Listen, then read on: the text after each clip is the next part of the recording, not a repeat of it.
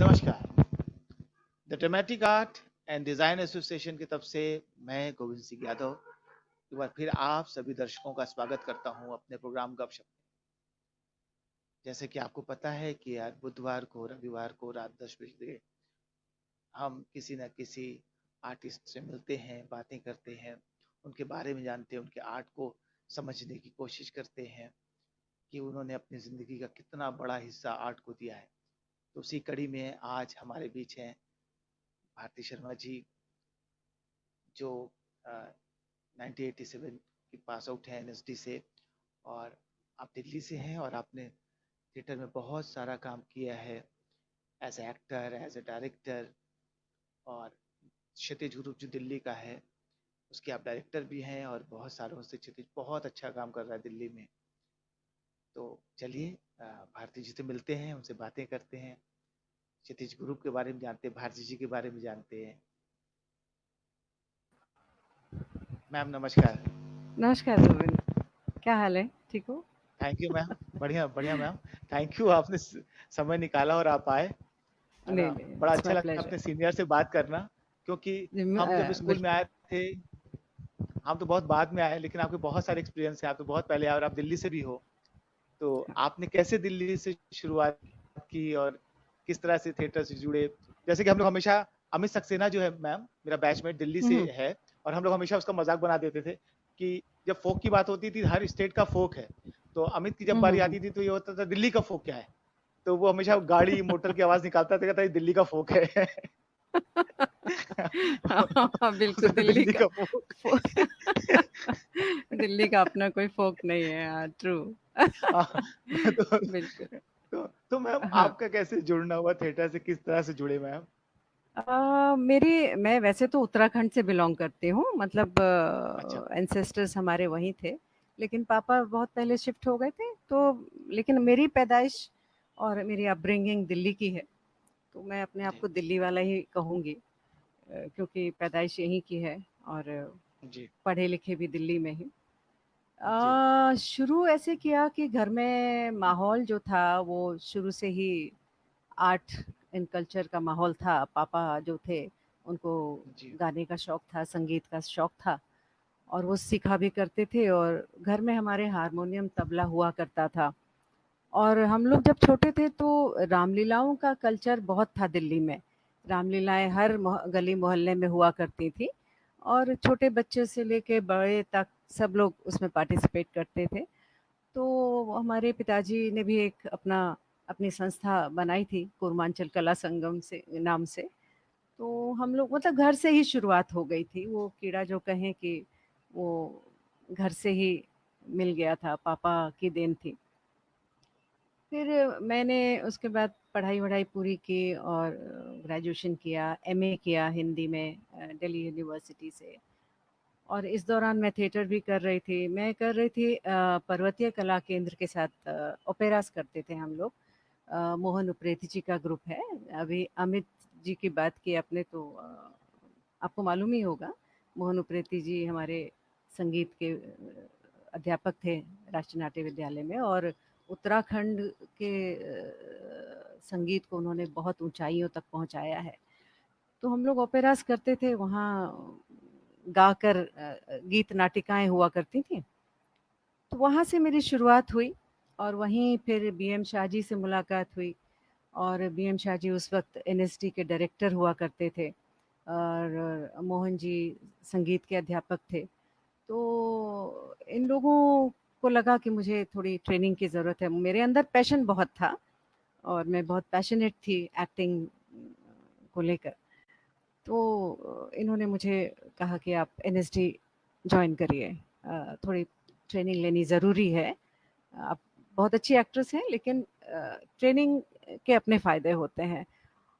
उससे पहले पर्वतीय कला केंद्र जॉइन करने से पहले मुझे राष्ट्रीय नाट्य विद्यालय के बारे में कोई ज़्यादा जानकारी थी नहीं। मालूम नहीं था कि ऐसी भी कोई ऑर्गेनाइज़ेशन है दिल्ली में, क्योंकि पढ़ाई और मैं जॉब भी करती थी। नेशनल हेराल्ड में मैं जॉब करती थी एडिटोरियल में, और इवनिंग में मैं भारतीय कला केंद्र में म्यूज़िक भी सीखती थी, और कथक भी मैंने 3 साल सीखा भास्वती मिश्रा जी से। तो मेरा ये आना-जाना तो था उस एरिया में, लेकिन ये नहीं पता था कि ऐसी एक ऑर्गेनाइज़ेशन है और यहाँ किस तरह से एडमिशन होते हैं। तो मुझे बीएम शाह जी ने और मोहन जी ने गाइड किया और उन्होंने कहा कि आप अप्लाई करिए और ये तरीका है। तो मैंने कहा ठीक है, और क्या प्रोसेस है? तो उन्होंने कहा कि इंटरव्यू होता है और रिटन टेस्ट भी होता है। थोड़ा बहुत आपको लिटरेचर के बारे में मालूम होना चाहिए। तो आई सेड ओके, मैं बिल्कुल, मैं बहुत मन है और एक्टिंग ही करना है, इसी को अपना प्रोफ़ेशन बनाना है। मतलब प्रोफ़ेशन तो क्या, मतलब इसी में रहना है। थिएटर तो अभी तक प्रोफ़ेशन बना नहीं है सही मायने में, नहीं बना है। आप रोज़ी-रोटी नहीं कमा सकते ढंग से थिएटर करके। तो लेकिन बस यही था कि अ, किसी तरह इसी फ़ील्ड में सर्वाइव करें और यही करना है, यही मेरा पैशन है, इसे ही फ़ॉलो करना है।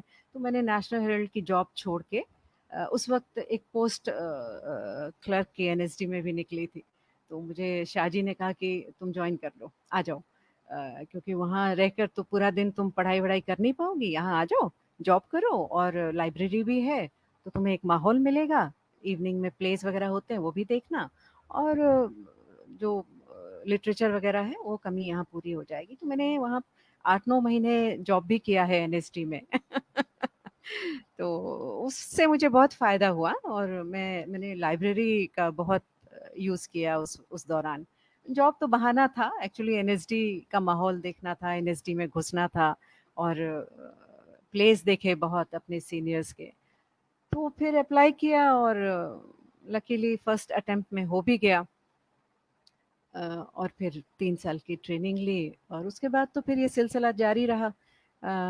87 में बाहर आके बॉम्बे का रुख कर नहीं पाए। मैंने 1 साल रेpertory में भी काम किया। लेकिन फिर ये हुआ कि अपने हिसाब का काम कुछ करना है तो एक संस्था नाट्य संस्था की स्थापना की, क्षितिज, और तब से फिर बस एक सिलसिला चालू चालू है और काम कर रहे हैं। तो इसी जैसे तरह चल रहा जैसे है। आपने बताया ना, एक जो आपने बात की कि बीएम शाह जी और जो हमारे म्यूजिक के डायरेक्टर थे, मोहन जिन्होंने जी। घासीराम कोतवाल का भी, मोहन जी। हाँ, तो मोहन हम उप्रेती सबका जी, बड़ा हाँ। कम, क्योंकि हम लोगों ने जब थिएटर शुरू किया या दिल्ली का देखा, तब ना मोहन जी थे और ना ही बीएम शाह जी थे। जब मैं हाँ, बीएनए गया था तभी उसी समय बीएम शाह जी का निधन हो गया था हाँ। कुछ ही महीनों हुँ, में। तो मैं चाहूंगा अच्छा। कि आप थोड़ा सा अपना एक्सपीरियंस शेयर करें, क्योंकि ये दो बहुत बहुत महान लोग हैं, दोनों लोग, है बहुत, ना? बहुत, उनके बहुत। म्यूजिक बनाने का तरीका और बीएम शाह जी का हुँ, काम करने का तरीका, क्योंकि बहुत, घासीराम कोई बहुत। भूल नहीं सकता जिस तरह का म्यूजिक बना है उसमें। हुँ, घासीराम या हुँ। और भी जो उनके नाटक हैं, क्योंकि जो बोल फिट भी नहीं बैठते उसको वो बोल बना देते थे, उसको गाना वो बना देते थे। तो मैं सही। चाहूंगा कि आपने उनके साथ काम किया है तो थोड़ा और उनके बारे में बताएं, उनके प्ले के बारे में बताएं कि कैसे वो काम करते थे, किस तरह से। अ अ, मेरा तो एक्सपीरियंस ये था दोनों के साथ काम करने का कि बहुत ही साधारण से थे। शाहजी भी, क्योंकि दोनों ही उत्तराखंड से थे और बहुत ही साधारण, कोई टेंट्रम्स नहीं, कुछ नहीं। और मोहन जी का संगीत को लेके लगाव जो था वो और ज्ञान भी संगीत का इतना था कि हम तो बस ऐसे उनके चरणों में बैठ के वो बस गुनगुना देते थे तो हमें लगता था आहा! एक गाना बन गया। कुछ भी मतलब आप एक लाइन लिख दीजिए और वो कंपोज़ कर देंगे। वो इतने मतलब इंस्टेंट, वो संगीत उनके अंदर बसा हुआ था, तो ऐसा सोचने की भी ज़रूरत नहीं पड़ती थी। मतलब मैंने जो ओपेरा राजूला मालुशाही, एक बहुत फ़ेमस ओपेरा पहाड़ का हुआ है। अ, उसको मतलब उसका जब काफ़ी उस मैं जब उसका अभी मटियानी साहब ने दोबारा किया था ना, तो उसका पोस्टर बनाया था मैंने। हुँ, हुँ, हुँ, हुँ। जब अच्छा। जी, हुँ। मतलब अभी रिसेंटली जी वो तो बहुत पुराना हुँ। प्ले है। हाँ, हाँ, हाँ। तो उसमें राजूला मैं करती थी। उस वक़्त ओरिजिनल जो हुआ था, राजूला मैं करती थी और मेरे फ़ादर का रोल करते थे विनोद नागपाल जी। और जो मेरे साथ हीरो थे वो विष्णु मोहन बडोला जी थे। वो हीरो हुआ करते थे। एनएसडी के भी 1-2 लोग और थे उस वक़्त, मालती जी थीं। काफ़ी अच्छी कास्ट थी और वो ओपेरा कमानी में 8-9 दिन अ, ह पैक्ड, मतलब हाउसफुल उसके शोज़ गए और उत्तराखंड से स्पेशली लोग ये ओपेरा देखने आते थे। फिर उसको लेके पर्वतीय कला केंद्र आईसीसीआर के थ्रू 7-8 कंट्रीज़ में भी हम लोगों ने ट्रैवल किया, तो बहुत फेमस हुआ था। तो उस दौरान मोहन जी को और शाह जी को काम करते हुए देखने का मौका मिला।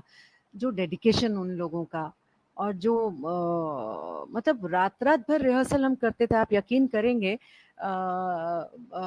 मैं सुबह तो अपना जॉब वॉब करके मैं पढ़ भी रही थी, साथ-साथ ओपन से एमए भी कर रही थी।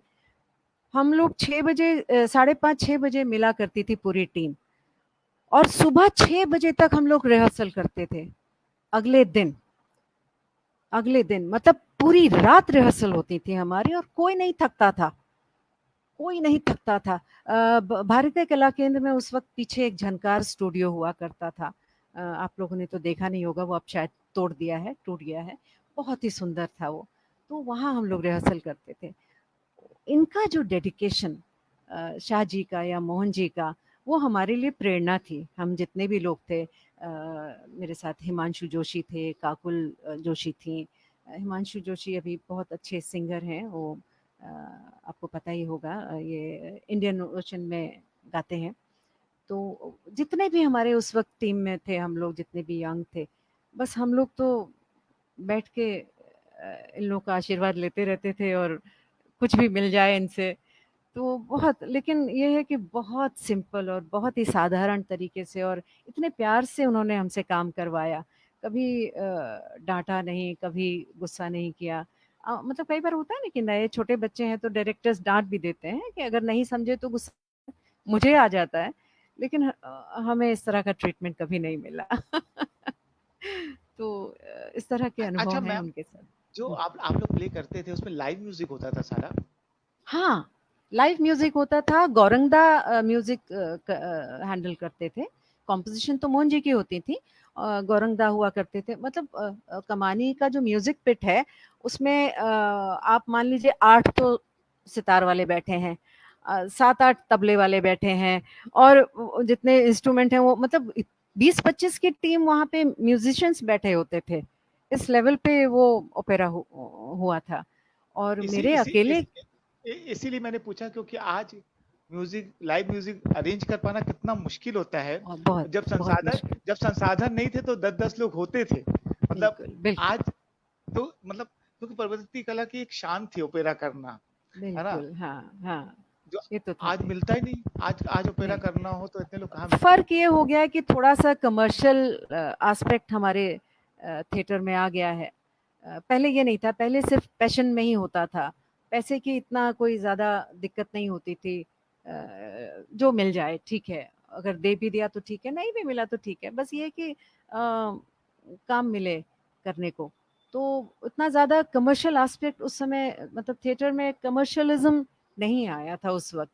ये सिर्फ़ पैशन दिखता था।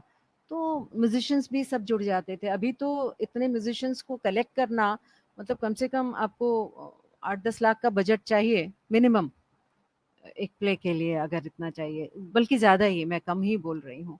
तो ये भी था उस वक़्त। तो अब जैसे मैंने कहा कि विनोद जी थे तो विश्व मोहन बडोला जी थे। कोई हम मतलब ऐसा कोई मनी पैसा मिल रहा है या ऐसा कुछ ये कुछ था नहीं। मतलब ऐसा नहीं था वो, पैशन था, कुछ करना था सबको, एक टीम थी, तो तब होते थे नाटक और अच्छे होते थे। वही मतलब, क्योंकि अभी जब तक उनके भाई साहब थे तो वो भी बड़ा कैरी करते थे म्यूजिक को।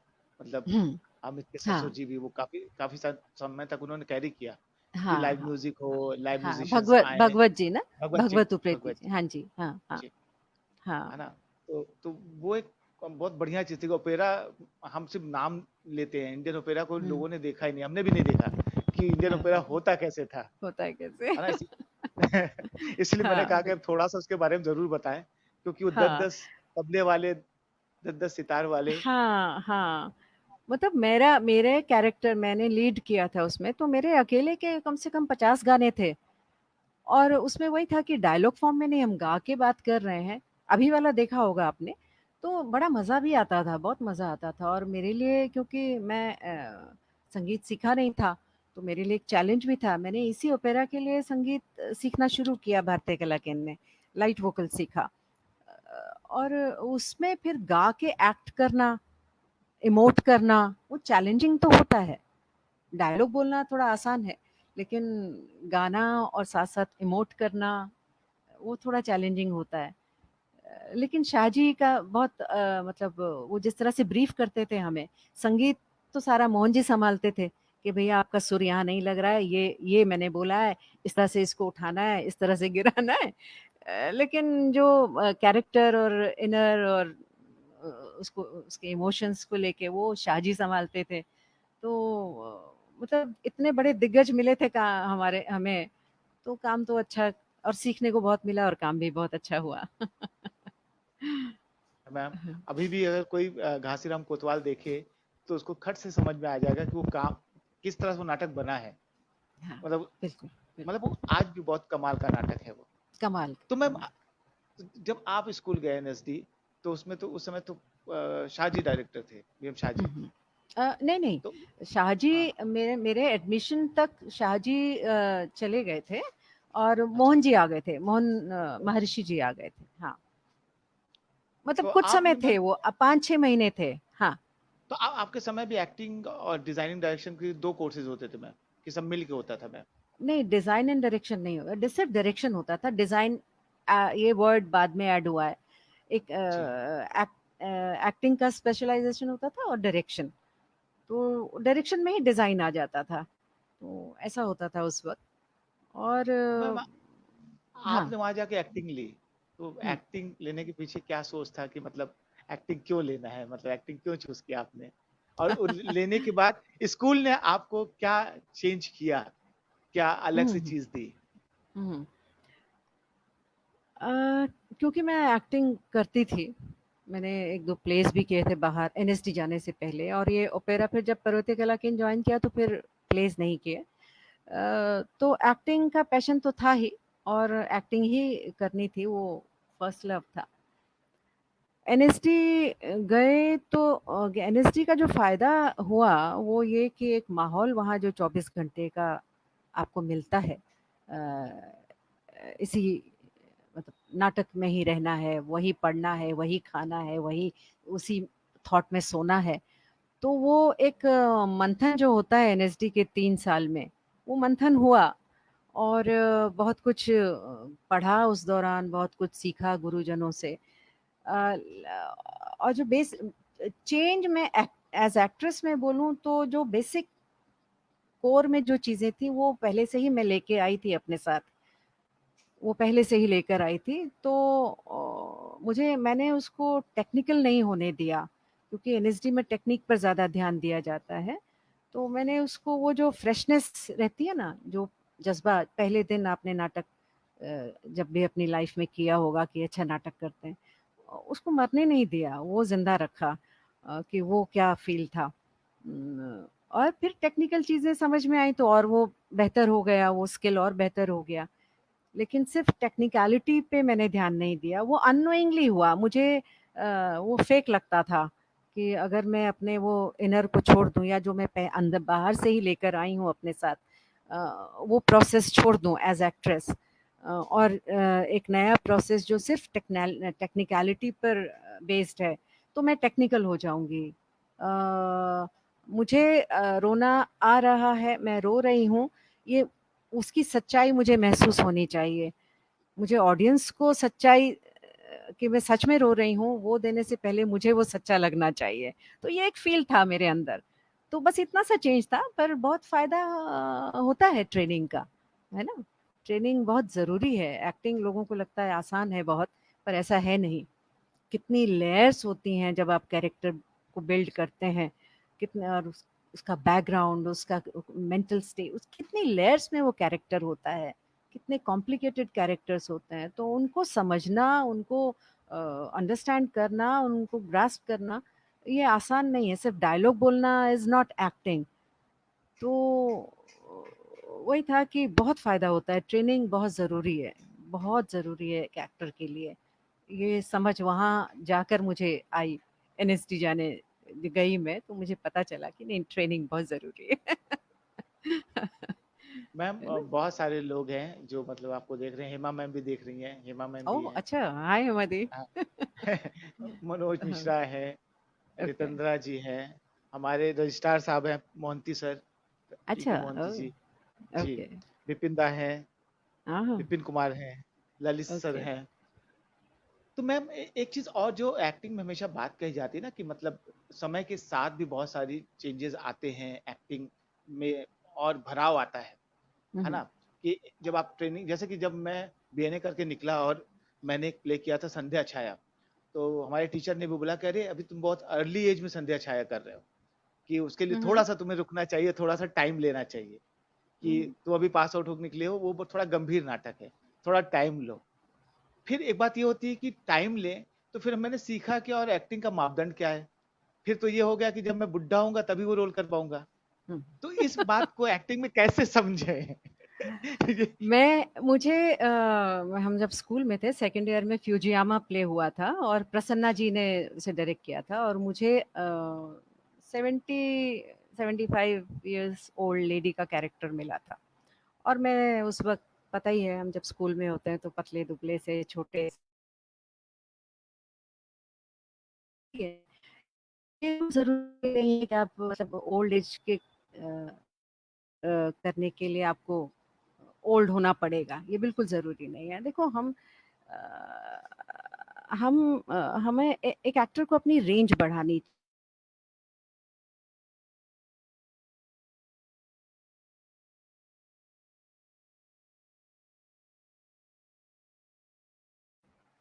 आप अगर उस कैरेक्टर से रिलेट नहीं कर सकते आत्मसात नहीं कर सकते उस कैरेक्टर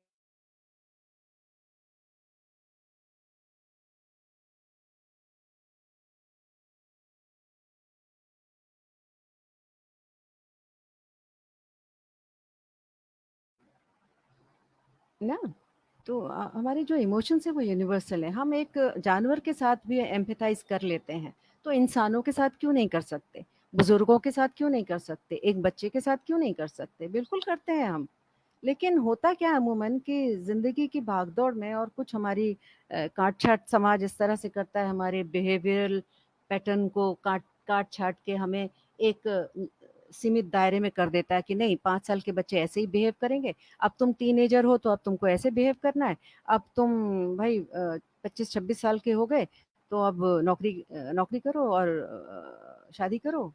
मतलब एक सीमित दायरे में हम लोगों को रख दिया जाता है और हम अपनी ही एज ग्रुप के साथ रिलेट कर पाते हैं। मैं उन लोगों की बात कर रही हूँ जो आर्ट फील्ड में नहीं है या जो हमारा समाज है, मैं वहाँ की बात कर रही हूँ। और एक एक्टर के लिए तो वो बहुत ज़रूरी है ना कि वो हर एज ग्रुप के साथ रिलेट कर सके। तो इसके लिए मैच्योरिटी का आना कोई वो बिल्कुल गलत मैं मानती हूँ कि आप जब बूढ़े होंगे 70 साल के होंगे तभी आप 70 साल के कैरेक्टर का रोल कर सकेंगे, नहीं।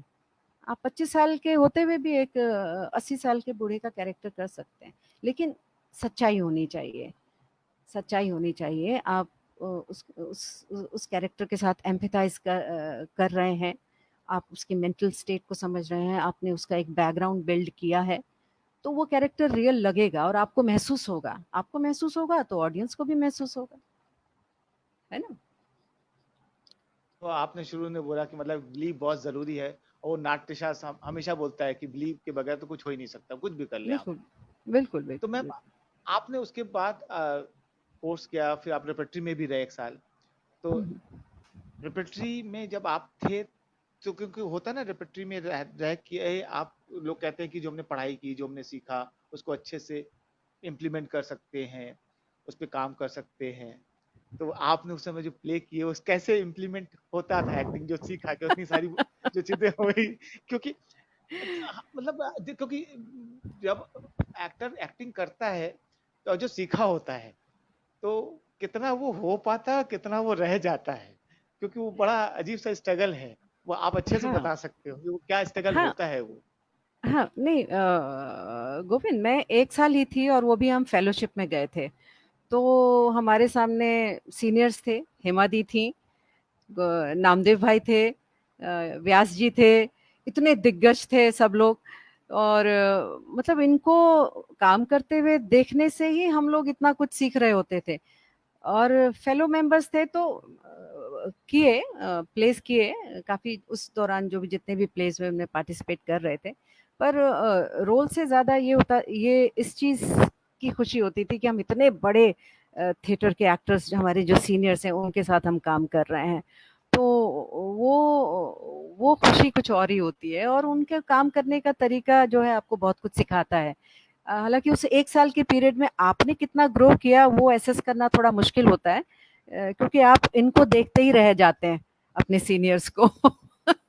है ना? कि किस तरह से काम कर रहे हैं, तो आप इन्हीं को देख रहे होते हैं। तो आप अपने को देख नहीं रहे होते हैं, अपने आप को जज नहीं कर रहे होते हैं। लेकिन फिर वही चीज़ें जो वहाँ सीखी या एनएसडी में सीखी या उससे पहले सीखी, तो बाहर जब अपना काम किया तो वहाँ इम्प्लीमेंट किया, और वहाँ फिर एक ग्रोथ हुई और एक ज़िंदगी की समझ वहाँ से पैदा हुई, और अब मैच्योर होते चले गए एज़ एक्टर, एज़ डायरेक्टर, और अभी भी बहुत कुछ है सीखने के लिए। है ना? मतलब आपने जैसे ग्रुप कब फॉर्म किया, मतलब 87। इतने साल के बाद? अच्छा। हाँ, नहीं, 87 में ही फ़ॉर्म कर लिया था। एक्चुअली जी। बॉम्बे जाने के हालात कभी बन नहीं पाए। ज़िंदगी थोड़ा एक अलग ही दिशा में धकेलती चली गई। तो बॉम्बे जाने का कभी बन ही नहीं पाया। तो अब दिल्ली में रहना था तो काम तो कुछ करना था। तो थिएटर ही है, फ़िल्म उतने पैसे नहीं थे कि हम फ़िल्म बनाएँ या कुछ और करें। हालाँकि छोटा-मोटा काम टीवी में किया मैंने। करती रही बीच-बीच में, डॉक्यूमेंट्रीज़ बनाती रही। ताना बाना एक पीटीआई टीवी का कल्चर मैगज़ीन थी, वो 2 साल चली। डीडी वन में आती थी वो। अ, काम किया, लेकिन थिएटर ज़्यादा, क्योंकि थिएटर ही कर सकते थे, जो कि 5,000 में भी हो जाता है और 50,000 में भी हो जाता है, और 5 करोड़ में भी हम कर सकते हैं नाटक। तो थिएटर में बहुत फ्लेक्सिबिलिटी है ना। तो फिर ये ग्रुप की स्थापना की हम लोगों ने। तो उस वक़्त काफ़ी लोग थे, विपिन जी थे, हमारे मेरी एक दोस्त हैं रेनू अधिकारी, वो थीं, उनके हस्बैंड थे, म्यूज़िक वर्ल्ड से लोग थे, किशोर शर्मा थे। तो हम लोग 8-10 लोगों ने मिल के इस ग्रुप को बनाया। पर वही है कि धीरे-धीरे उस मुकुल नाग भी जुड़े हमारे साथ उस वक़्त। काफ़ी एनएसडी के लोगों ने क्षितिज में मतलब प्ले डायरेक्ट किए उस वक़्त, मतलब बहुत लोग जुड़ गए थे। फिर वही हुआ कि धीरे-धीरे ज़िंदगी फिर अलग रास्ते पे सबकी चलती चली जाती है, और मैं अकेली रह गई इसको सँभालती, संस्था को। और आप अकेले का, आपके साथ बहुत सारे लोग हैं, जो लोग जुड़े वो आज भी जुड़े हुए हाँ। हैं सारे लोग। हाँ, जुड़े हुए हैं, और मेरे जो स्टूडेंट हैं, मेरे बच्चे हैं जो, वो इतने सारे हैं कि मुझे कभी अकेलापन लगा नहीं। तो क्षितिज मतलब मेरे लिए मेरा सेकंड चाइल्ड जैसा हो गया है। मेरा एक बेटा है और दूसरा बेटा मेरा क्षितिज है। तो बस ज़िंदगी है। कन्हैया दा आपको नमस्कार बोल रहे हैं। नमस्कार, नमस्कार जी। हाँ। तो मैम, आपने जब क्षितिज शुरू किया और आपने फेलोशिप भी किया, उस मतलब वो दो चीजें इसलिए एक साथ जुड़ जाती हैं कि आपने स्टाइल ऑफ एक्टिंग और थिएटर एक्टिंग के बारे में फेलोशिप किया ना, सीनियर वाला मैं पढ़ पढ़ रहा था, हुँ। जो सीनियर अच्छा, अच्छा, फेलोशिप हाँ। आपने, सीनियर है ना? फेलोशिप, हाँ, हाँ। हाँ, हुँ, है ना, कि स्टाइल ऑफ हुँ, एक्टिंग और फिर हुँ, थिएटर से उसको ज्वाइन किया, हुँ, तो वो किस तरह से जो आपका पूरा एक्सपीरियंस रहा क्षितिज को लेके, क्योंकि उसमें आप as actor as a director भी काम करते रहे हो लगातार, क्योंकि हुँ, आप एक्टिंग भी करते हैं, आप डायरेक्ट भी करते हैं। तो एक ये भी है कि वो चीज़ें कैसे ज्वाइंट हुई, कैसे मदद करती हैं, और दूसरा जब एक्टर डायरेक्ट करता है तो उसको क्या क्या मदद मिलती है एज अ डायरेक्टर बनने में, कितनी सुविधा होती है, कितनी असुविधा होती है, क्योंकि एक ये भी होता है कि मुझे खुद को भी देखना है और खुद डायरेक्ट भी करना है, ऐसी भी चीजें चल रही होती हैं। हाँ, बिल्कुल, बिल्कुल, ये तो होता जी। है। तो देखो, मेरा ये मानना है कि जितना बेटर एक्टर है वो उतना बेटर डायरेक्टर हो सकता है। मेरे हिसाब से डिज़ाइन जो है वो सपोर्टिव होती हैं चीज़ें। मेन चीज़ है कि आप अपने एक्टर्स के साथ किस तरह से काम कर सकते हैं। क्या जो कैरेक्टर आपने एक एक्टर को दिया है, क्या उस कैरेक्टर को आप भी समझते हैं? क्या उसके इनर को आप भी समझते हैं? उसके सबटेक्स्ट को एक डायरेक्टर को समझना बहुत ज़रूरी है। अगर वो नहीं समझ रहा है तो वो कैसे कन्वे करेगा अपने एक्टर को कि मुझे क्या चाहिए। तो एक बेहतर एक्टर एक अच्छा डायरेक्टर हो सकता है। डिज़ाइनिंग ये है कि वो मतलब वो वेरी करती है। आप डिज़ाइनर्स हायर भी कर सकते हैं। मेरे हिसाब से एक्टर्स के साथ काम करना बहुत इम्पोर्टेंट होता है कि आप जो कैरेक्टर हैं, ऑडियंस जो आ रही है वो उन पात्रों को देखने आ रही है। वो सिर्फ कॉस्ट्यूम और सिर्फ सेट और सिर्फ म्यूजिक और ये सारी चीज़ों को देखने नहीं आती। उसको उसको वो पात्र देखने हैं, वो कहानी देखनी है और उस कहानी के ज़रिए जो एक जो जो वो पात्र महसूस कर रहा है उसको भी महसूस करना है। तो अगर वो हम ऑडियंस को महसूस करा पाएँ आपके कैरेक्टर्स, तो वो सक्सेस मैं मानती हूँ उस नाटक की। है ना? तो डिज़ाइनिंग में मतलब मेरे हिसाब से एक्टर बहुत इम्पोर्टेंट होता है एक प्ले में कि वो कैरेक्टर को कितना परसेंटेज तक कन्वे कर पा रहा है ऑडियंस को। तो उनके साथ काम करना एक एक्टर अगर वो आप डायरेक्टर एक्टर है तो वो अपने एक्टर के साथ बहुत अच्छे तरीके से काम कर सकता है क्योंकि वो खुद भी कैरेक्टर को समझ रहा होता है, वो एम्पैथाइज कर रहा होता है उस कैरेक्टर के साथ। तो वो बेटर तरीके से अपने अपने एक्टर्स को बता सकता है। पर ऐसा नहीं है कि मैं ये नहीं कह रही हूँ कि जो सिर्फ डायरेक्ट डायरेक्ट कर रहे हैं, जो एक्टर्स नहीं है वो नहीं बता सकते। पर मेरे हिसाब से एक एक्टर जो है वो ज़्यादा ज़्यादा बेटर तरीके से कन्वे कर सकता है। मैं ये मानती हूँ। जी, लेकिन आपके प्ले में मतलब जो मैंने देखे हैं, उसमें डिज़ाइन हुँ। का भी एलिमेंट उतना ही अच्छा भरा होता है, जितना कि एक्टिंग होता है या डायरेक्शन होता है। इमेजिनेशन की बात है ना कि आप अगर इमेजिनेटिव हैं, एक्टर हैं तो इमेजिनेटिव होंगे ही होंगे, है ना? और आप एक मीडियम में काम कर रहे हैं तो आपको पता है कि भाई यहाँ बहुत लिमिटेड रिसोर्सेज़ पर हम काम कर रहे हैं। तो हम अपनी इमेजिनेशन के साथ-साथ ऑडियंस की इमेजिनेशन को भी यूज़ कर लेते हैं, कि भाई मैंने कहा चाँद है तो ऑडियंस ने चाँद देख लिया, ऊपर उँगली करने की ज़रूरत है बस इतनी सी ग्रिड की तरफ, है ना? तो ऑडियंस ने देख लिया चाँद, उसको चाँद ज़रूरी नहीं है कि दिखाना। हाँ, लेकिन कुछ-कुछ सिंबॉलिक सेट तो होते ही हैं, वो सपोर्ट करते हैं, लेकिन वही है कि इतना बजट भी नहीं होता है कि हम बहुत ह्यूज सेट लगाएँ और इतने बड़े-बड़े सेट कई बार एक्टर्स को खा भी जाते हैं। तो मैं चाहती भी नहीं हूँ कि बहुत बड़े-बड़े सेट लगाएँ। उतना ही जितना रिक्वायर्ड है, वो रहे, उसमें उतना ही रहता है। मिनिमम उसमें हम लोग काम करते हैं और ये है कि विजुअल्स आ जाएँ कुछ। और जा एक और बात कही थी गोविंद आपने कि एक एक्टर जब डायरेक्टर जब खुद एक्ट कर रहा है तो वो कैसे मतलब देखे तो मैं मेरा एक नज़रिया ऑडियंस के पॉइंट ऑफ व्यू का डेवलप हो गया है काम करते करते क्योंकि मैंने कभी भी डायरेक्टर बनना चाहा नहीं था मैं एक्टर ही थी मुझे एक्टिंग ही करनी थी क्योंकि थोड़ा ऐसा फ़ोर्स मिला कि भाई खुद करना पड़ा, तो अब एक्टिंग तो छोड़ नहीं सकते, तो मैं आपने देखा होगा मैं अपने हर नाटक में एक रोल तो ज़रूर करती हूँ क्योंकि मुझे करना है, तो अब मैं कैसे करूँगी? तो एक वो नज़रिया डेवलप किया कि भैया मैं अपने आप को उधर से कैसे देख सकती हूँ, ऑडियंस में बैठ के। मैं हूँ स्टेज पर, फ्लोर पर हूँ, पर मुझे वहाँ से देखना है, तो वो एक नज़रिया आपका पैदा हो गया है, हो जाता है। हम अपने किसी भी एंगल से आप देख सकते हैं अपने आप को। तो वो एक नज़रिया पैदा हो गया है कि मैं वहाँ बैठ के फ्लोर पर हूँ और मेंटली वहाँ बैठ के अपने आप को देख लेती हूँ। तो काम हो जाता है। मैंने मैंने वो सीनियर फेलोशिप पे जो आपका टॉपिक था, उस पे भी पूछा था कि वो किस तरह से मदद। हाँ, सीनियर फेलोशिप का ये था मेरा टॉपिक था changing styles and methods of theatre acting. तो उसमें ये था कि बहुत सारे एक्टिंग स्टाइल्स हैं। ब्रेख्तियन लें, स्टाइलाइज़्ड लें, कोई भी स्टाइल लें, एक्टिंग स्टाइल। मेरा उसमें ये था कि उसके बेस में रियलिज़्म का होना बहुत ज़रूरी है।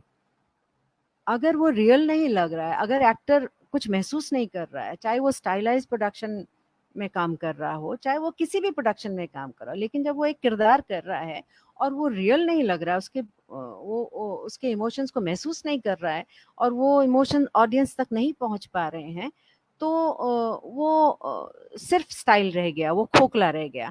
तो कोई भी एक्टिंग स्टाइल हो, बेस रियलिज़्म ही होना चाहिए। क्योंकि वो ऑडियंस तक पहुंचना चाहिए, ऑडियंस को हिट करना चाहिए। और बाहरी चीज़ें ऑडियंस को हिट नहीं करती हैं, वो इमोशंस होंगे अगर उसके पात्र के, तो वो अगर वो उसको वहाँ तक ऑडियंस को हिट करता है तो वो सक्सेस मेरे हिसाब से है।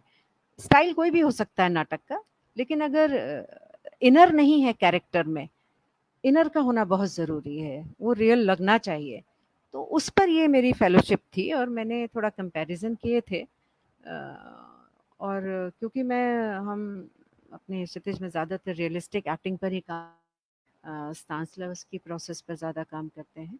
हमारी क्लासेस भी होती हैं तो इसी प्रोसेस पर हम लोग ज़्यादा काम करते हैं, क्योंकि रियलिस्टिक एक्टिंग थिएटर हो या फिल्म हो या टीवी हो, सब जगह ये काम आता है।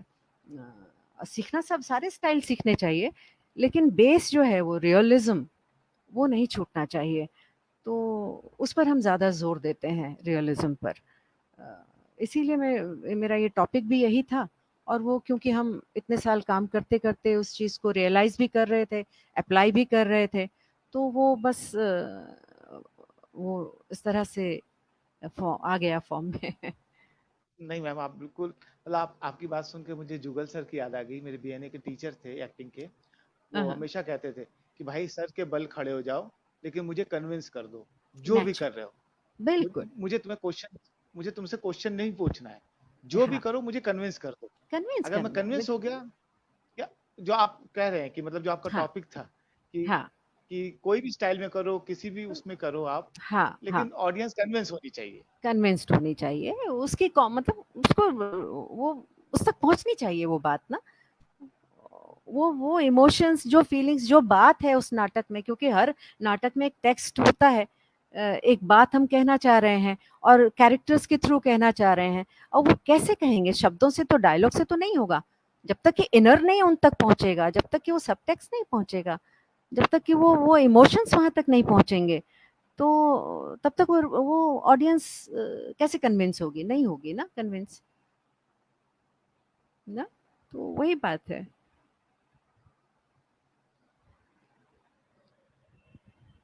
तो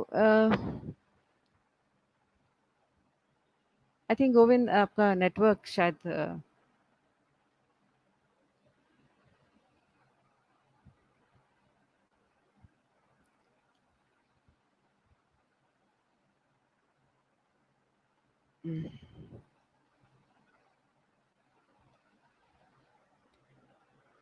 हाँ, गोविंद, थोड़ा नेटवर्क इशू था शायद, बट ये अंडरस्टैंडेबल है। इस माध्यम से जुड़े हैं तो ये तो सहना ही पड़ेगा।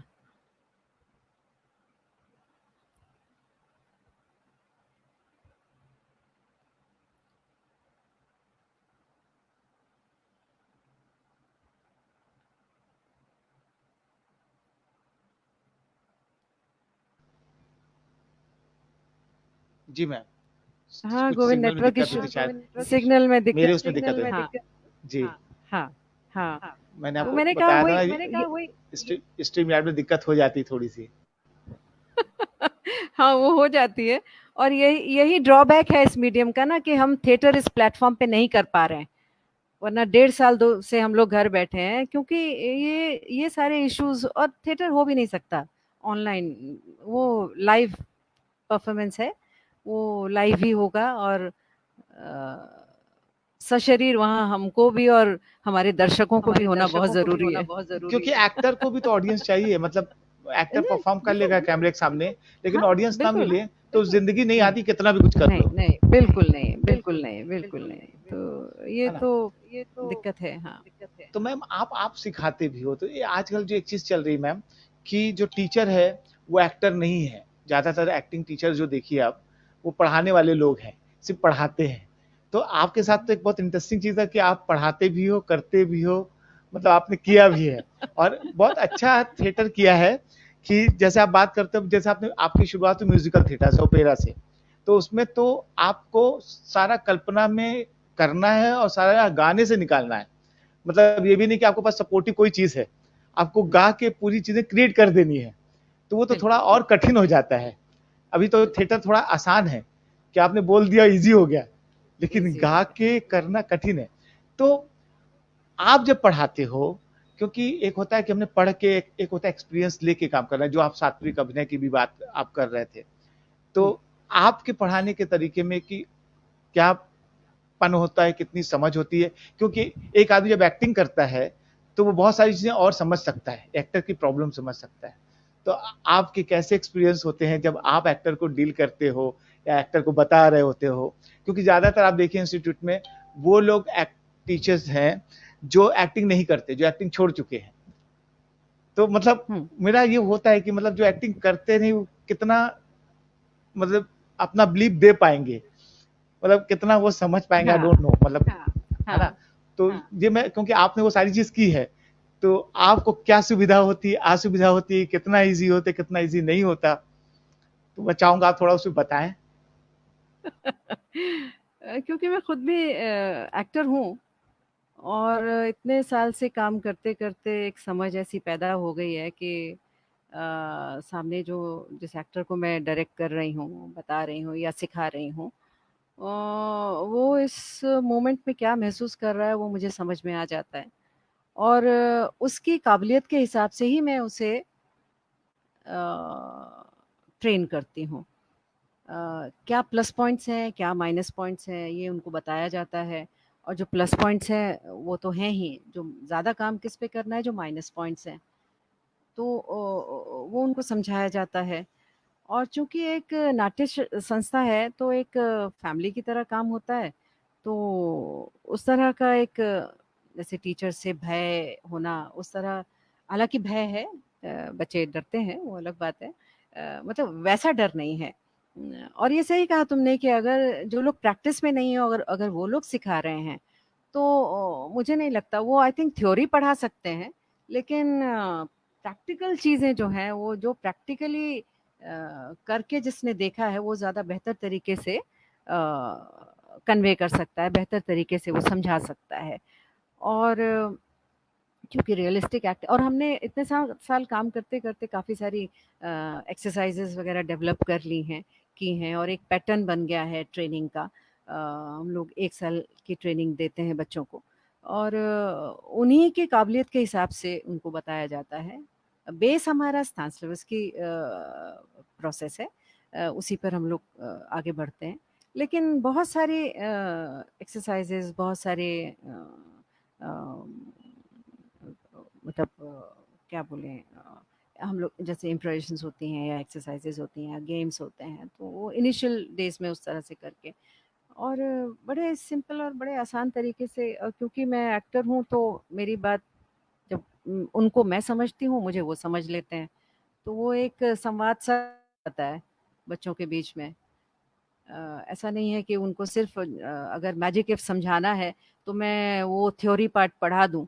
मुझे उनको बिल्कुल साधारण सी भाषा में बताना होगा कि मैजिक इफ क्या होता है। तो उस तरह से बताया जाता है कि बहुत सिंपल वे में बड़ी चीज़ आप उनको समझा दें, क्योंकि वो बच्चे नए हैं, फ्रेश हैं, कहीं से कोई ट्रेनिंग लेकर नहीं आए होते। हमारे संस्था है, नाट्य संस्था है और यहाँ कैसे बच्चे आएँगे? बिल्कुल रॉ बच्चे आते हैं ना, तो उनको उन्हीं की भाषा में समझाना पड़ता है। तो वैसा-सा एक एक चीज़ माहौल है। आपने जैसे बोला ना बच्चों के बारे में, वो एक चीज़ और जो मुझे लगती है थोड़ी-सी दिक्कत होती है कि क्या हर बच्चे को एक जैसा समझाया जा सकता है एक्टिंग? क्योंकि हर बच्चे की बॉडी अलग है, उसका सिस्टम अलग है, उसका समझने का तरीका अलग है ना? नहीं, तो आपके लिए आपको बड़ा इंटरेस्टिंग लगता होगा, क्योंकि आप खुद करते हो, तो अलग-अलग लोगों की समस्याएँ भी अलग-अलग होती होंगी, है बिल्कुल, ना? बिल्कुल, बिल्कुल। तो उसको कैसे, मतलब क्या करें? मतलब क्योंकि आमतौर पे अगर स्कूल में जाएँ तो सबके लिए ट्रेनिंग एक जैसी होती है सारे बच्चे की, जबकि बच्चा तो एक है हुँ, ही नहीं। नहीं, तो तो वो सारे बच्चे तो फँसते होंगे ना, उसमें कोई बहुत कुछ बच्चे तो बहुत बुरी तरह से फँसे हुए होते होंगे। तो उनके हुँ। लिए क्या करें? वही है गोविंद जैसे मैंने अभी कहा ना कि उनकी काबिलियत परखी जाती है कि वो कुछ बच्चे हैं जो लिखते बहुत अच्छे हैं, तो उनको लिखने की तरफ एनकरेज किया जाता है। कुछ बच्चे अच्छे एक्टर हैं, तो वो अपने आप ही हो जाते हैं। वो उस डायरेक्शन में उनको मतलब उनको वो काम मिलता चला जाता है। तो उनकी जो काबिलियत है, जैसे मैंने कहा कि उनके प्लस पॉइंट्स क्या हैं, उनके माइनस पॉइंट्स क्या हैं, उन पर ज़्यादा काम, जो माइनस पॉइंट्स हैं उन पर ज़्यादा काम हो। लेकिन कई बार ऐसा होता है कि लिमिटेशंस भी होती हैं, एक्टर्स की लिमिटेशंस होती हैं। हर इंडिविजुअल एक अलग माहौल से आ रहा होता है, एक अलग बैकग्राउंड से आया होता है और एक अलग समझ लेके आता है। अभी फ़र्क हो जाता है दिल्ली के बच्चे में और या पब्लिक स्कूल के बच्चे में, वो उस बैकग्राउंड से आए बच्चे में, और एक सरकारी स्कूल से बैकग्राउंड से आए बच्चे में। तो उनको उसी उसी उन्हीं के हिसाब से ही उनको पढ़ाना पड़ता है कि जिसको जो भाषा समझ में आती है, जिसको जिस तरह से समझ में आता है, उस तरह से उनको पढ़ाना पड़ता है। और बड़े मतलब और दूसरा ये कि जज नहीं करना है कि कौन सही है, कौन गलत है। आप अपने प्रोसेस में हैं, अपना एक स्टाइल ऑफ एक्टिंग आपका डेवलप हो जाएगा काम करते-करते। पैशन का होना बहुत ज़रूरी है, पैशन नहीं है तो आप नहीं कर पाएँगे। अगर पैशन है तो आप हाथ-पैर मारेंगे। तो पहली बात तो ये है कि टैप करिए कि क्या ये आपका पैशन है, या सिर्फ़ आप नेम, फेम, मनी के लिए आ गए इस फ़ील्ड में। पैशन है तो आप इनिशियल 10 साल, 15 साल देने के लिए तैयार हो जाइए, उसके बाद भी कामयाबी मिलेगी। आपके लिए कामयाबी के भी पैरामीटर सबके अलग-अलग होते हैं। आपके लिए कामयाबी क्या है कि 2 फ़िल्म मिल जाए, लीड रोल मिल जाए, वो कामयाबी है आपकी। या आपको जैसे आपको इसी फ़ील्ड में रहना है और काम करना है, थिएटर करना है, आप किस चीज़ को कामयाबी समझते हैं, उसके भी पैरामीटर सबके अलग-अलग होते हैं। तो किसी भी कामयाबी को हासिल करने के लिए पैशन का होना बहुत ज़रूरी है, आप जिस भी फ़ील्ड में जा रहे हैं। और पैशन है तो फिर आप हाथ-पैर मारेंगे। अगर आपकी स्पीच ठीक नहीं है तो आप अपनी स्पीच ठीक करेंगे, क्योंकि आपको करना है। आप आपका सुर ठीक नहीं है तो आप सुर ठीक करेंगे, आपका ताल ठीक नहीं है तो आप ताल भी ठीक करेंगे। तो उनको बताया जाता है कि देखो ये कमियाँ हैं और ये बहुत बेहतर है आपका, आपकी समझ बेहतर है, लेकिन आपका एग्ज़ीक्यूशन में प्रॉब्लम है, आपके एक्सप्रेशन में प्रॉब्लम है। तो उनके चीज़ों को बताया जाता है और उस डायरेक्शन में काम किया जाता है उनके साथ। तो कुछ बच्चे तो जो समझ जाते हैं वो इम्प्रूव कर लेते हैं। कुछ लोगों को जिनको नहीं समझ में आता, जो बहुत इंस्टेंट चाहते हैं कि एकदम से रातों-रात मेरे साथ कुछ जादू हो जाए, तो वो तो पॉसिबल है नहीं। अगर कमियाँ बहुत ज़्यादा हैं और नेगेटिव साइड में बहुत ज़्यादा आप हैं, तो पॉज़िटिव साइड में आने में वक़्त तो लगेगा ही ना। तो फिर उनके साथ वही है कि दिक्कत हो आ जाती है। पर वही है, उनकी कमियों के साथ ज़्यादा काम किया जाता है। अच्छाइयाँ तो उनके अंदर जो हैं वो हैं ही, वो करेंगे ही। ये आलोक जी हैं, आलोक पांडे। आलोक उनका है, एक प्रश्न, अच्छा। एक प्रश्न है उनका कि कि टेक्नोलॉजी की वजह से क्या अब नवरस पे आधारित अभिनय बचेगा, या टेक्नोलॉजी कितनी सहायक होती है एक्सप्रेशन को बदलने में? हुँ, हुँ। मैंने अभी तक जितने नाटक किए हैं टेक्नोलॉजी का सहारा नहीं लिया है। टेक्नोलॉजी मीन्स म्यूज़िक वगैरह पर मैं वो प्रोजेक्टर और वो सब उसमें बिलीव नहीं करती हूँ। ये लाइव परफ़ॉर्मेंस है, लाइव ही होना चाहिए, एक्टर के थ्रू होना चाहिए। एक मतलब फिजिकल बीइंग हो वहाँ पे, जो एक कैरेक्टर कर रहा हो। और मैंने अभी कहा कि आप अपनी इमेजिनेशन के साथ-साथ ऑडियंस की इमेजिनेशन को भी यूज़ करते हैं। वो सबसे बढ़िया माध्यम है, बजाए इसके कि प्रोजेक्टर वगैरह यूज़ करें। जहाँ तक नवरसों की बात की, तो नवरस देखिए हमारे ह्यूमन इमोशंस ही हैं, और इमोशंस यूनिवर्सल हैं, और वो सदियों से हैं और सदियों तक रहेंगे। तो इसी पुराने नाटक हैं वो आज भी प्रासंगिक हैं, क्योंकि उसमें इंसानी जज़्बातों की ही बात हो रही होती है। अगर उन इंसानी जज़्बातों की बात नहीं होगी तो हम उन नाटकों को समझेंगे ही नहीं, है ना? और उनसे रिलेट ही नहीं कर पाएँगे। तो इसीलिए बहुत सारे नाटक हैं जो आज रेलेवेंट हैं आज की परिस्थिति में। वो इसीलिए हैं क्योंकि वो जज़्बात हैं उन पात्रों में जिनसे हम रिलेट कर पाते हैं। अगर वो जज़्बात नहीं होंगे, वो इमोशंस नहीं होंगे, उस तरह की सिचुएशंस नहीं होंगी जिनसे हम रिलेट कर पाएँ, तो वो बहुत जल्दी उस तरह के नाटक मर जाते हैं। तो बिल्कुल नाटक रहेगा, टेक्नोलॉजी से कोई नुकसान होने वाला नहीं है। कैसे भी हालात हों, ये लाइव परफ़ॉर्मेंस है, ज़िंदा थी, ज़िंदा है और ज़िंदा रहेगी, कैसे भी हालात हों। क्योंकि इसमें मैंने कहा ना कि इसमें कोई ऐसा रिस्ट्रिक्शन नहीं है कि आपको टेक्नोलॉजी का सहारा लेना ही लेना है, आपको 5 करोड़ रुपए बजट चाहिए ही चाहिए, फ़िल्म नहीं बन सकती है बिना टेक्नोलॉजी के, लेकिन थिएटर तो हो ही हर हालत में होगा, उसको कोई रोक नहीं सकता है, उसको कोई नहीं रोक सकता है, टेक्नोलॉजी हो ना होती थी तब भी नाटक हो रहे थे। आगे टेक्नोलॉजी कितनी बढ़ जाए तब भी लाइव परफॉर्मेंस होंगे। हाँ, उनको इनकॉर्पोरेट कर लेते हैं लोग प्रोडक्शंस में एक सपोर्ट के तरीके से, जो कि ठीक है। मतलब वो भी एक तरीका है एक एक नाटक को एक्सप्रेस करने का। पर ये लाइव परफॉर्मेंस है। नाटक देखने अगर ऑडियंस आ रही है तो वो पात्रों को, जिंदा पात्रों को देखने आ रही है वहाँ पर, और वो फ़िल्म देखने नहीं आ रही है। तो ये ज़िंदा रहेगा, हमेशा ज़िंदा रहेगा। बिल्कुल। वही, क्योंकि इमोशन को इमोशन की तलाश होती है, ना कि मतलब मशीन की। हाँ, मतलब बिल्कुल। वो इमोशन इमोशन को इमोशन से मिलने आते हैं, ना कि उनको मशीन चाहिए। हाँ, नहीं तो सारे मशीन पे नाटक हो जाते हैं, आदमी क्यों चाहिए? ये एक्टर का मीडियम है तो एक्टर का मीडियम है। मतलब बिल्कुल। इसीलिए तो अभी भी जो समय चल रहा है, अगर उसमें हम कैमरे में एक्टिंग कर भी लें, वो बात वहां तक उस तरह से तो नहीं पहुंचती जैसे कि स्टेज पे पहुंचती है। वो हुँ, थोड़ा सा गड़बड़ करता है। अच्छा, बिल्कुल। मैम पीयूष चौहान है, ये हुँ, हुँ। डांसर है कथक। इनका एक प्रश्न है कि remaining in this time and after this pandemic, what will be the change in artistic life? हाँ, थोड़ा-सा हम लोग एक ब्रेक लग गया है हमें पैंडेमिक की वजह से। अ, एक रिदम ब्रेक हुई है जिस रिदम में हम लोग थे, और जैसे संगीत में अगर रिदम ब्रेक होती है तो दोबारा से उस फ्लो में आने में थोड़ा वक़्त लगता है। अगर रिदम ब्रेक हो जाए और फिर से शुरुआत हो, तो थोड़ा-सा वक़्त लगता है, उतना वक़्त लगेगा फिर से फ़ॉर्म में आने में। लेकिन ये ज़िंदा रहेगा और डबल फ़ोर्स के साथ वापस आएगा, क्योंकि 1.5 साल 2 साल से जो हम परफ़ॉर्मर घर बैठे हुए हैं, तो हमारे अंदर बहुत कुछ भर गया है, जो निकल जाना चाहता है, ऑडियंस की तलाश में है। हम खुद बहुत सारे नाटक जो हैं करना चाह रहे हैं, तो मुझे ऐसा लगता है कि बूम के साथ आएगा और बहुत ज़्यादा फ़ोर्स के साथ आएगा। लेकिन शुरुआत में थोड़ा-सा वक़्त लगेगा उसको फिर से फ़ॉर्म में आने में, क्योंकि फ़ाइनेंशियली भी लॉस हुआ है लोगों को, आर्टिस्ट को बहुत ज़्यादा लॉस हुआ है, और वक़्त लगेगा थोड़ा-सा उन चीज़ों को थोड़ा-सा कवर अप करने में। लेकिन जो भड़ास अपने अंदर हम 1.5-2 साल से जमा करके बैठे हैं, वो भड़ास निकलेगी बहुत सारे काम के थ्रू।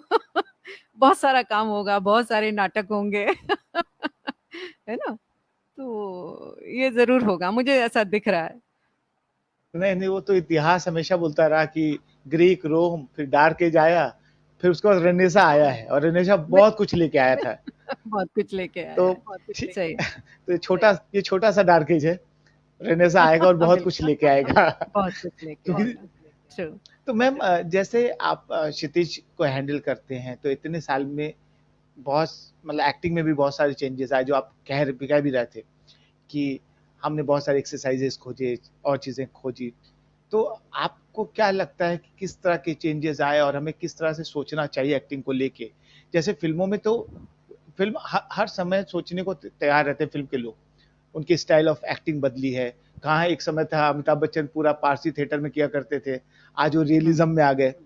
तो थिएटर में किस तरह के चेंजेस आए और किस तरह के चेंजेस आने चाहिए, किस तरह की कोशिश होनी चाहिए कि लोगों तक और हम पावरफुल तरीके से पहुंच पाए? क्योंकि एक्टिंग का बहुत बड़ा रूप होता है, मतलब थिएटर हो या फिल्म हो, कहीं पे भी हो, क्योंकि वो बहुत बड़ा हिस्सा है जिसकी वजह से ऑडियंस आती है। तो हुँ। किस तरह के चेंजेस होने चाहिए? क्योंकि अभी भी हम बात करते हैं ब्रेक की, स्टेनिस्लॉवस्की की, गोटोवस्की की, या भरतमुंडी के नाट्य शास्त्र की। तो किस तरह की सोच बननी चाहिए उन चीजों को लेके एक्टिंग को? एक्टिंग का जैसे मैंने कहा कि अभी क्या है कि मैंने पहले भी कहा था कि थिएटर अभी तक प्रोफ़ेशन नहीं बन पाया। क्यों नहीं बन पाया? क्योंकि यहाँ पैसा नहीं है। आप थिएटर करके सर्वाइव नहीं कर सकते।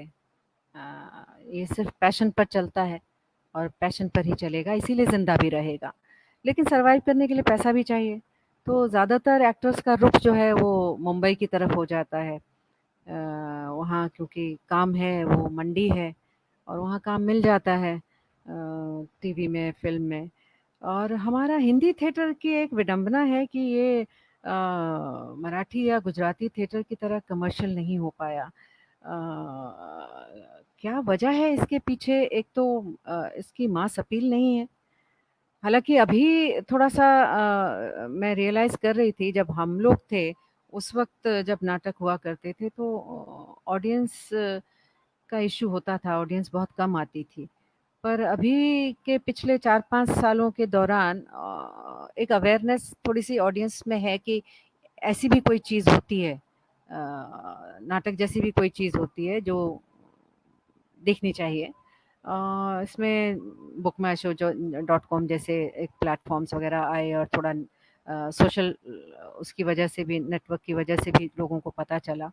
लेकिन फिर भी ये होता है कि वो एक ख़ास एक मंडी हाउस है, दिल्ली का नाटक मैं कहूँ अगर, तो वो सिमटा हुआ है मंडी हाउस एरिया में ही, है ना? मंडी हाउस एरिया में वो एक हब है, कल्चरल हब है और वहीं सिमटा हुआ है।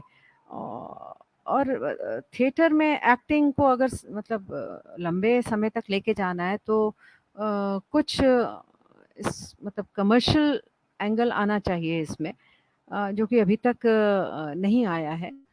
पर उसके ड्रॉबैक भी होंगे। अगर पैसा इन्वॉल्व होता है तो उसके ड्रॉबैक भी होते हैं। पैशन में जो काम किया जाता है ना, वो बहुत बेहतर होता है, क्वालिटी वाइज़ वो बहुत बेहतर होता है कि आप पैशनेट हैं इसलिए कर रहे हैं। इसलिए नहीं कर रहे हैं कि आपको पैसा मिल रहा है और आपको एक्टिंग करनी है। लाइन्स याद करो यार, बोल दो, पैसा मिल रहा है, वैसा नहीं होना चाहिए।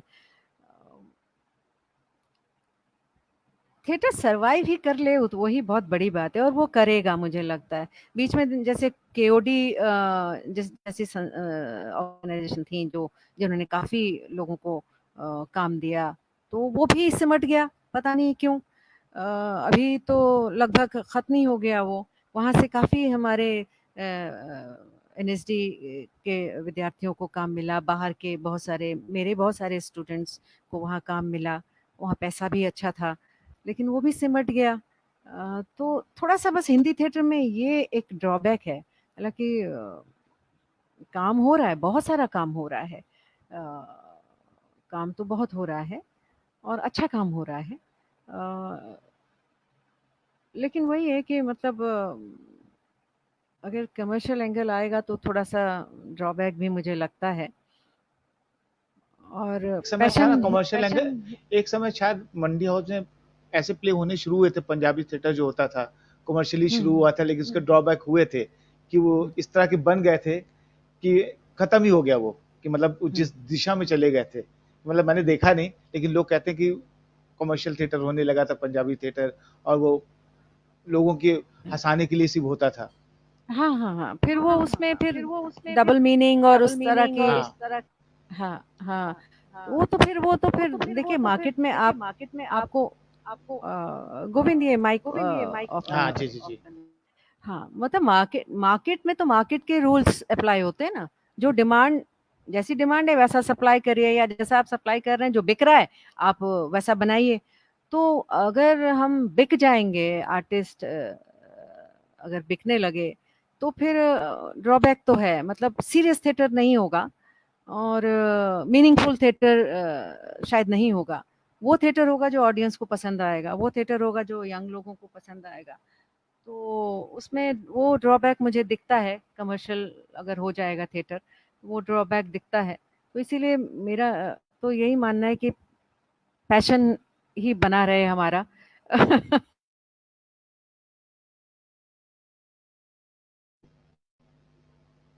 जी, आई थिंक मुझे लगता है रहेगी। फिर रहेगी। जी।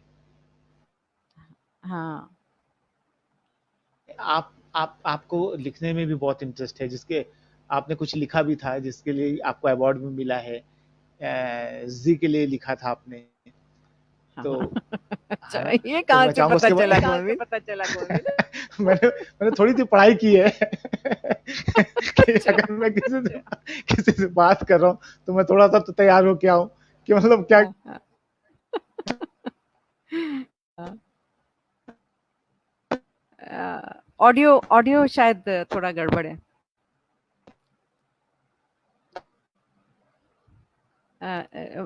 म्यूट हो गया गोविंद, म्यूट हो गया है, माइक ऑन करना पड़ेगा। मैंने म्यूट नहीं, किया था अपने आप को। मैंने हाँ, अपने आप को म्यूट हाँ, कर दिया ओके। था। हमने कहा तो आप उसके बारे में बताएँ जो आपने लिखा था, आपको अवार्ड मिला ज़ी में और उसके बाद भी आपने बहुत सारा कुछ अवार्ड लिखा है नहीं, अवार्ड राइटिंग के नहीं लिए। मिला, ये गलत। हाँ, मतलब नॉमिनेशन था, मेरा हाँ, हाँ, हाँ, जी। हाँ, हाँ। ये काला हीरा फ़िल्म बनाई थी हम लोगों ने ज़ी टीवी के लिए 2001 टेलीकास्ट हुआ था 2000 में। उस वक़्त ज़ी का एक सैटरडे स्पेशल टाइम चलता था और ये 2.5 घंटे की फ़िल्म बनवाते थे प्रोडक्शन हाउसेस से। वो जो काला हीरा था वो चासनाला कोल माइन पर डिज़ास्टर पर बेस्ड था। संजीव जी एक राइटर हैं, उन्होंने एक नॉवल लिखा है सावधान नीचे आग है। सावधान नीचे आग है। ये बिहार में जो कोल माइन्स होती हैं, वो उसमें कई बार ऐसा घरों में नीचे से आग आ जाती है। मतलब एक पर्टिकुलर एरिया ऐसा है जो मार अब तो नहीं रहते हैं, लोगों को हटा दिया जाता है वहाँ से। लेकिन वो अचानक ऐसा होता था कि हीट आती थी और वो फट पड़ता था।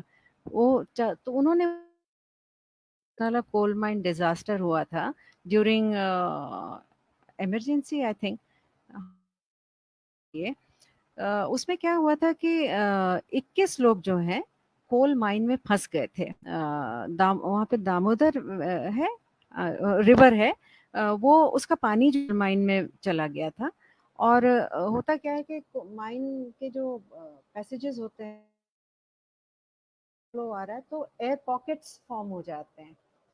मतलब एक वॉल पानी की होती है और 3 वॉल जो हैं वो कोयले की होती हैं, तो वो एयर पॉकेट्स बन जाते हैं। उस एयर पॉकेट में 21 लोग जो हैं वो नहीं 19 या 21 कुछ 21 दिन तक वो शायद फँसे हुए थे और उसमें एक इंसान ने एक जो इंजीनियर था उसने थी डे टू डे उसमें क्या-क्या हो रहा था। पहले दिन उनकी ये नेक्स्ट डे ये बैटरी भी चली गई। फिर तीसरे चौथे दिन भूख से लोग तड़पने लगे। पानी की वॉल थी तो वही पीते थे। चौथे पाँचवें दिन कोई-कोई मरने तो उन्होंने सर्वाइव किया वो 21 दिन। तो लास्ट में डेड बॉडीज़ भी खा रहे थे लोग। जो लोग मर पेंसिल जो उनके हाथ में था वो खा रहे थे, कोयला खा रहे थे।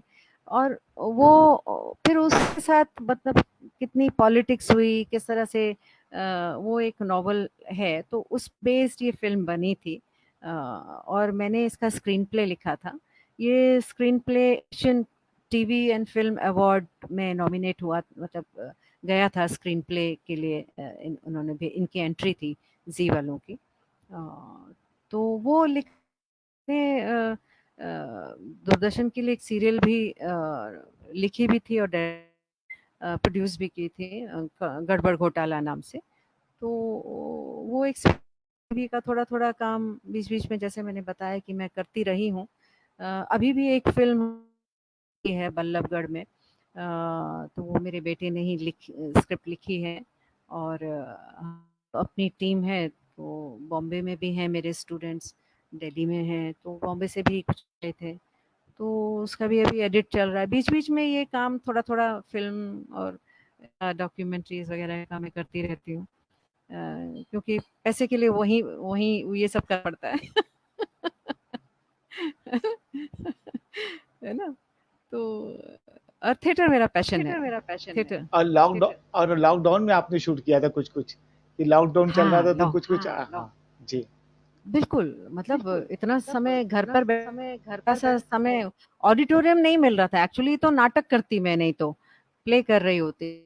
काम मिला नहीं, तो हमने कहा भाई चलो फिर समय का थोड़ा-सा सदुपयोग करें, एक फ़िल्म ही तो शॉर्ट फ़िल्म बनाई और लॉकडाउन में भी किया एक लक्ष्य के साथ किया तो वो भी नहीं 2 फ़िल्म है एक्चुअली, जो तुम लॉकडाउन की बात कर रहे हो वो तो सिंगल एक्टर का देखा होगा, वो अलग है। वो हमने व्हाट्सएप ग्रुप में से कनेक्ट होके मैं डायरेक्ट कर रही थी और एक्टर्स जो थे वो अपने-अपनी जगह पर शूट कर रहे थे और फिर उन्होंने सारी फुटेज मुझे भेजी और फिर मैं एडिट किया, हमने एडिट किया और उसको फिर इस तरह से बनाया। बहुत इंटरेस्टिंग था वो काम।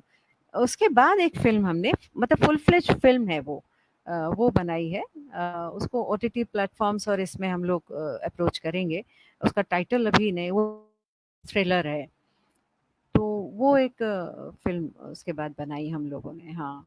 लॉकडाउन थोड़ा-सा ख़त्म हुआ और थोड़ा-सा समय हमें मिला तो हमने वो काम किया था। थोड़ा-थोड़ा ये इस तरह का काम भी मैं करती रहती हूँ गोविंद। ज़रूरी है, मतलब क्योंकि हाँ। जो काम करता है वो खाली बैठ ही नहीं सकता। वो बैठेगा तो परेशान हो जी। जाएगा। वो बीमार होने लगता है खाली बैठ के। बीमार होने कुछ-कुछ होने बिल्कुल, लगता हाँ, है। बिल्कुल, हाँ, उसको कुछ हाँ, करते रहना है। बिल्कुल, तो मैम इसको यहीं पे रोकते हैं और मतलब काफ़ी इंटरेस्टिंग था, बहुत मज़ेदार था मैम आपसे बात करना। मतलब मज़ा आया मुझे गपशप करके आपसे, है ना? मुझे भी बहुत बहुत मज़ा अच्छा आया, लगा। मुझे भी। बहुत सारे लोग हैं जो देख रहे हैं, हाँ, तो थैंक यू सो मच आप लोग ने जॉइन किया। Thank you ma'am. Thank you ma'am, बहुत अच्छा था। Thank you Govind, thank you so much. जी, थैंक यू मैम। शुभ रात्रि मैम। ओके, शुभ रात्रि, शुभ रात्रि।